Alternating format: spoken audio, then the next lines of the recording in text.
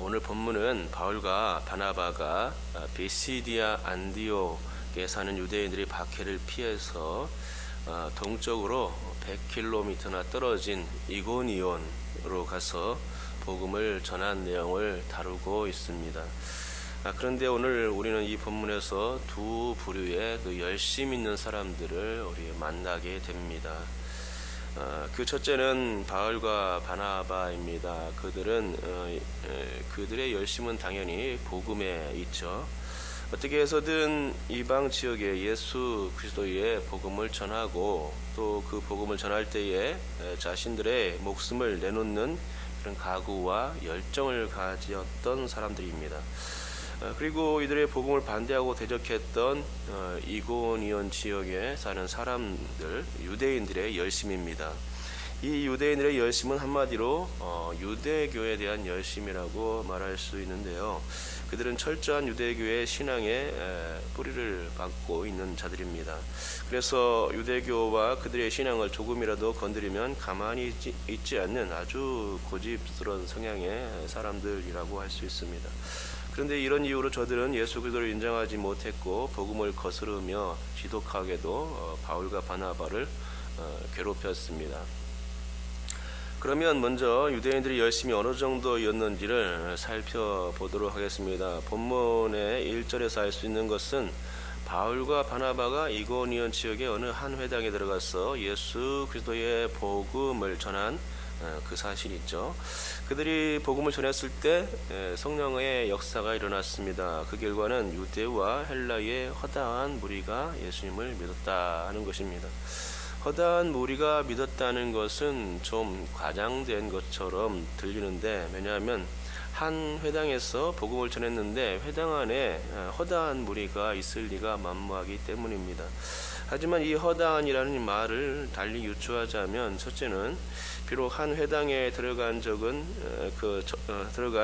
사람들에게 허다한이라는 말은 붙일 수가 없더라도 그 회당에 있는 사람들이 복음을 전하게 된다면 이제 바울의 그 설교를 듣고 회당에서 예수를 믿고 외부로 나가서 가족과 형제들, 부모와 친척들, 이웃들에게, 친구와 이웃들에게 복음을 전하게 된다면, 그렇게 됐을 때 굉장히 많은 사람들이 이 복음을 믿게 될 수 있기 때문에 그렇습니다.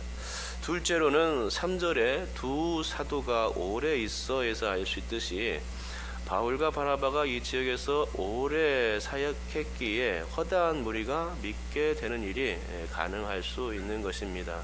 아주 한 지역에서 오랫동안 사역하게 되면 열매가 많이 맺힐 수 있지 않습니까? 그래서 허다한이란 말을 붙일 수가 있겠지요. 마지막으로 이 허다한은 많이 믿었다는 뜻의 이 과장법이라고 말할 수 있습니다. 그래서 이 허다한이라는 이 말은 예수의 복음이 유대교를 이기고 심상치 않게 이고니온 지역을 점령하고 또 퍼져나가는 상황을 잘 묘사해 주는 말이라고 할 수 있겠지요. 그러기에 바로 이런 상황을 곁에서 지켜보고 있었던 유대인들은 자신들의 신앙에 위협이 된다 생각하였고, 그래서 대적했던 것입니다. 이 허다한 때문에 그런 것입니다. 더군다나 자신들의 신앙의 근거지였던 회당에서 이 복음을 전했으니 신앙의 본거지를 점령당한 어떤 억울한 상황, 그런 상황들이 연출된 것입니다. 그래서 바울과 바나바는 그들 유대인들의 핍박이 대상이 된 것입니다. 요즘 신천지가 교회에 난립하여 새벽 예배를 못 드리게 하고 또 분란을 일으키는 일도 있었는데, 바로 그와 같은 것입니다. 본문에 나온 유대인들의 생각이란 자신들은 정통 유대교인데 어느 날 갑자기 사이비 이단 종파인 기독교가 회당에 들어와서 이상한 교리를 전파하고 있다고 생각한 것이죠. 그렇습니다. 우리의 생각에도 신천지가 우리 교회에 혹시 이렇게 와서 자신들의 교리를 얘기하며 성도들을 하나 둘씩 빼간다면 이건 큰일 아닙니까? 자칫 잘못하면 신천지의 교회가 통째로 날아가 버릴 수도 있겠지요.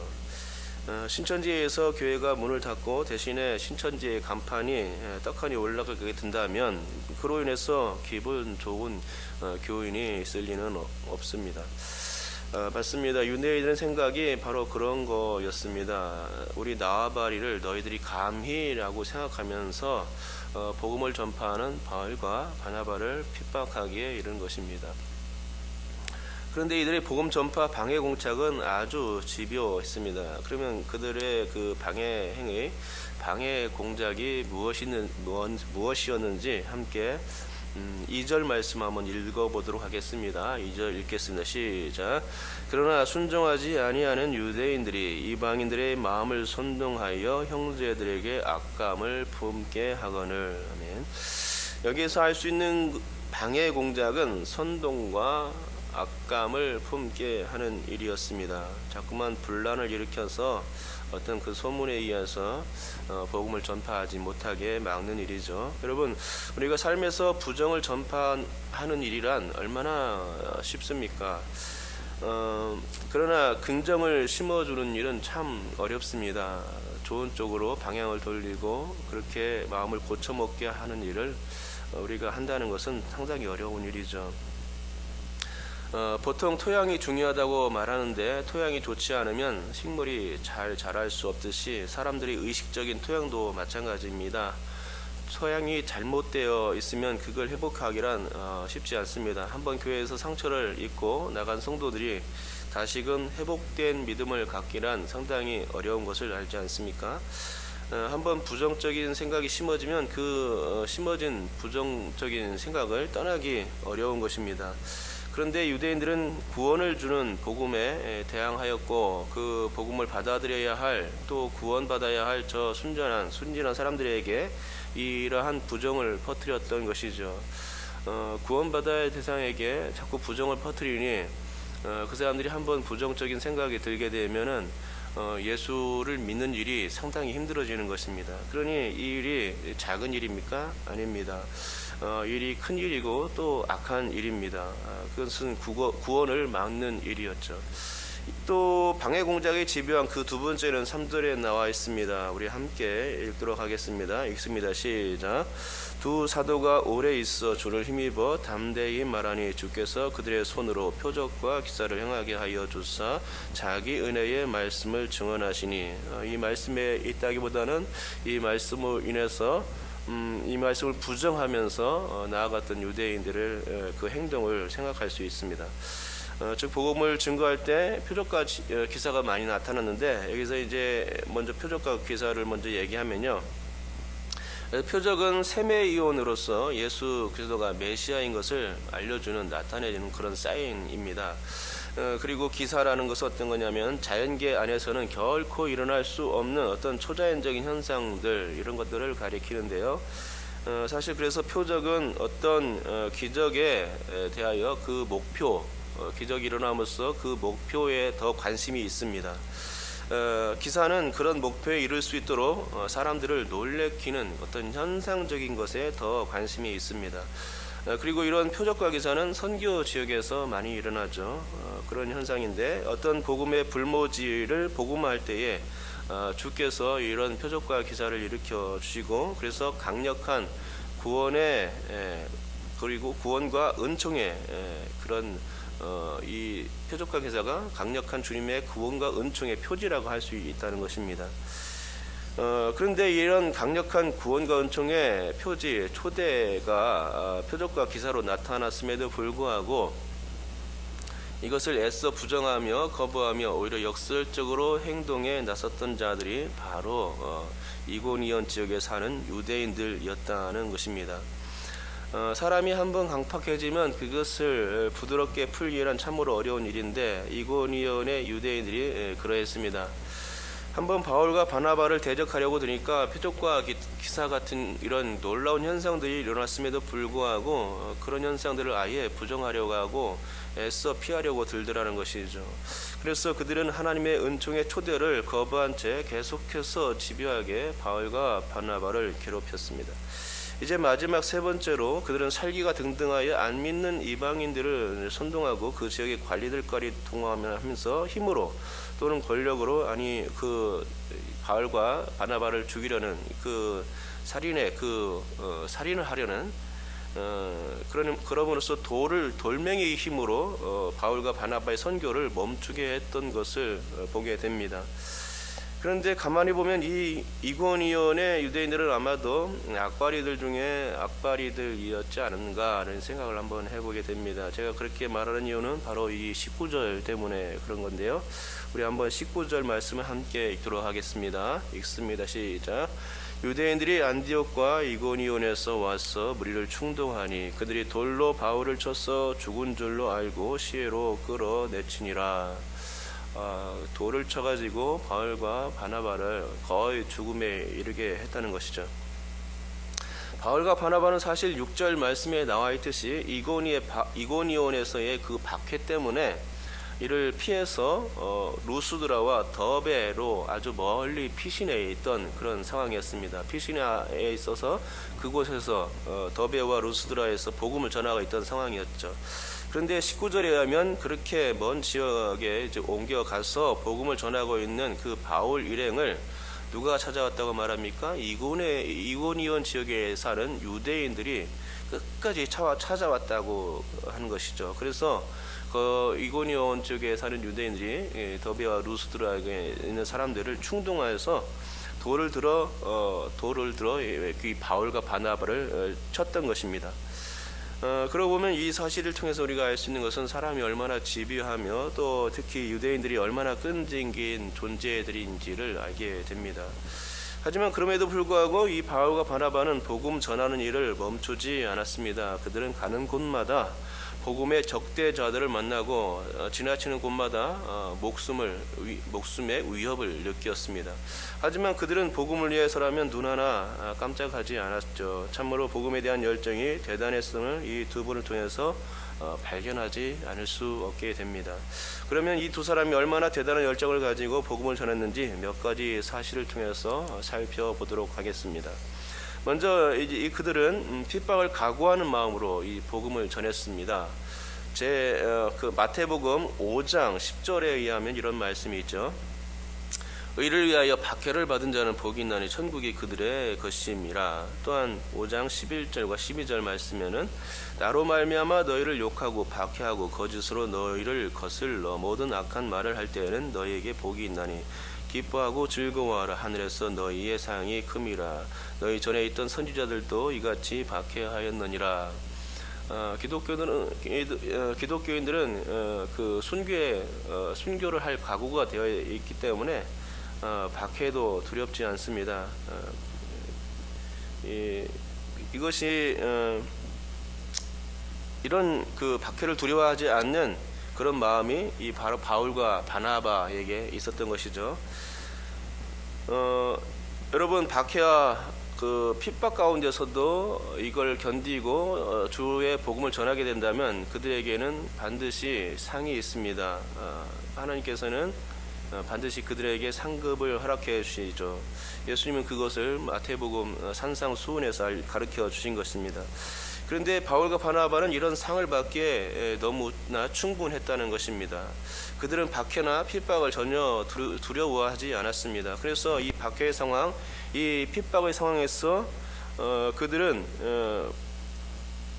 그 본문에 보면 오래 머물렀다 하는데 이 핍박의 상황 가운데서도 오래 머물러가면서 복음을 전할 수 있었던 것이죠. 어떻게 보면 상급을 바라보면서 어떻게 보면 주를 위해서 이렇게 열심을 낼 수 있었던 것입니다.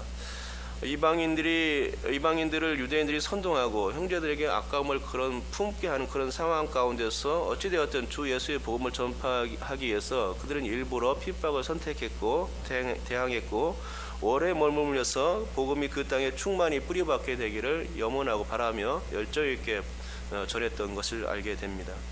둘째는 3절에 나와 있듯이 주를 힘입어 담대히 말했다 하는 이 부분을 통해서 이 두 사람의 열정을 또 직감하게 됩니다.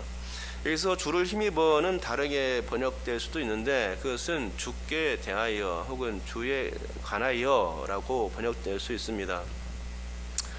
이렇게 번역된다면 주를 힘입어 담대히 말한 것보다는 주께 대하여, 주께 관하여 담대히 말한 것이 되겠죠. 즉 바울과 바나바는 오직 목표가 하나 있었는데 그들은 오직 주 예수 그리스도 그것을 하나의 목표로 삼았다는 것입니다. 오직 하나의 목표였습니다. 그들은 오직 주 예수 그분만을 높이고 자랑하고 전하는 일 그것을 목표로 삼았던 것입니다.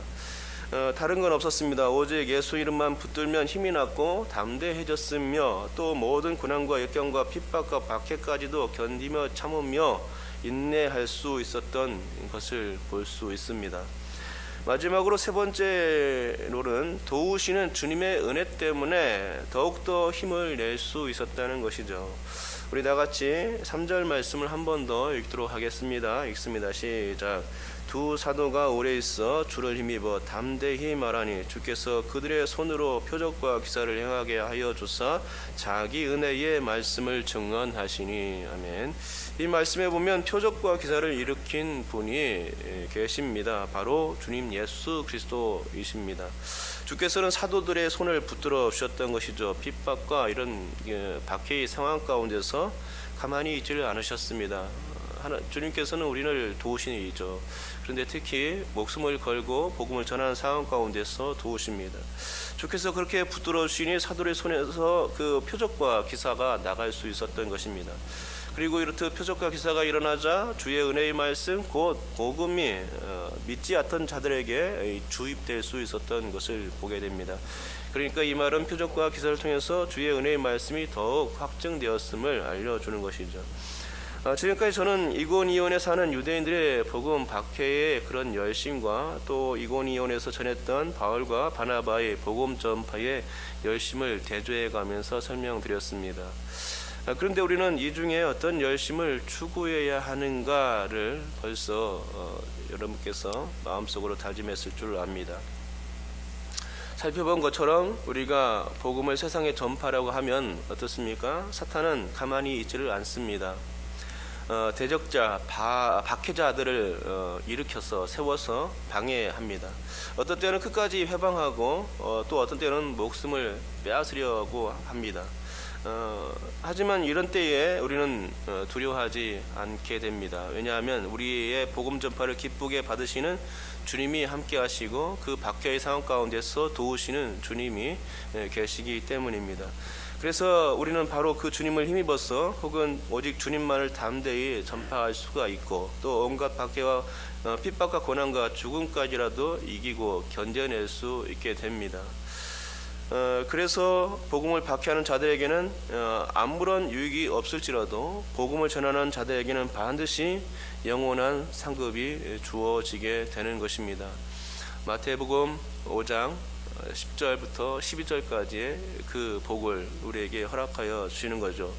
박해를 받게 되면은 하늘이 천국이 바로 그들의 것이고 박해에 되면은 영원히 즐거운 기쁘게 그 천국을 차지하는 영생의 복이 그들에게 주어지는 것입니다. 여러분께서도 오늘 이 메시지를 듣고 정말로 복음에 대해서 다시 한번 깊이 생각하고 내가 복음을 전함으로 주님께서 구원하시는 그 영혼들이 영생을 얻고 구원을 얻는다는 그 사실을 깨닫고 우리도 이 바울과 바나바처럼 열심을 내서 복음을 전해야 되겠다 한번 다짐해 볼 수 있기 바랍니다.